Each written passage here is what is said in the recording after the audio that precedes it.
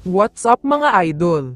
Jericho Cruz suspended, grabe ginawa sa Game 5. Pero bago mo sana ipagpatuloy ang panonood mo, ay huwag mong kalimutan na mag-subscribe bilang suporta sa aking YouTube channel. Maraming salamat idol.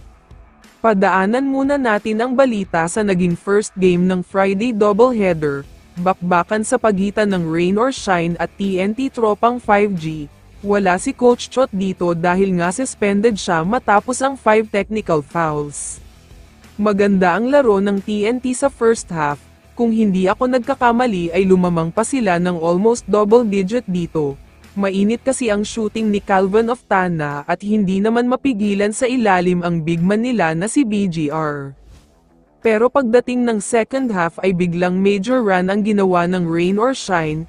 As in napakalaki at napakabigat na run ang ginawa nila, from being up by just 4 points, biglang umabot sa 30 big points ang kalamangan nila.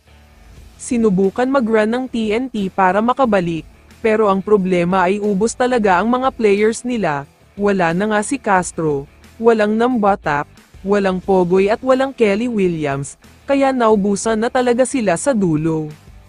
Samantala, lumipat na tayo sa kabilang laban, sagupaan ng Barangay Ginebra at San Miguel Beermen. Mainit ang simula ng Ginebra dito dahil lumamang pa sila ng double digit, grabe din kasi ang depensa nila.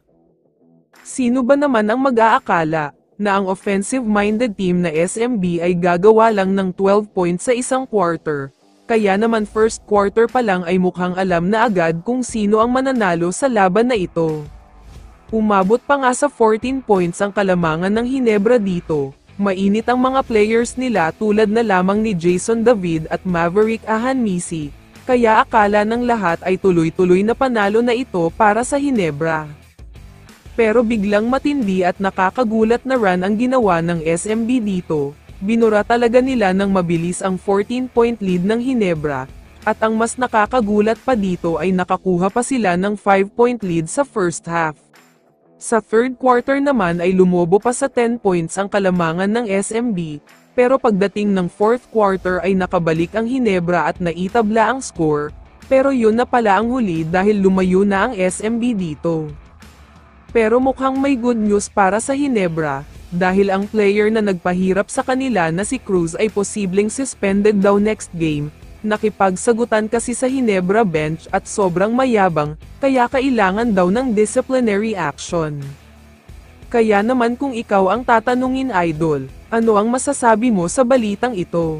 I-comment mo naman ang sagot mo sa tanong na ito. So dito na nagtatapos ang video na ito. Maraming salamat sa pagsuporta at panonood mga idol. Ingat at bye-bye.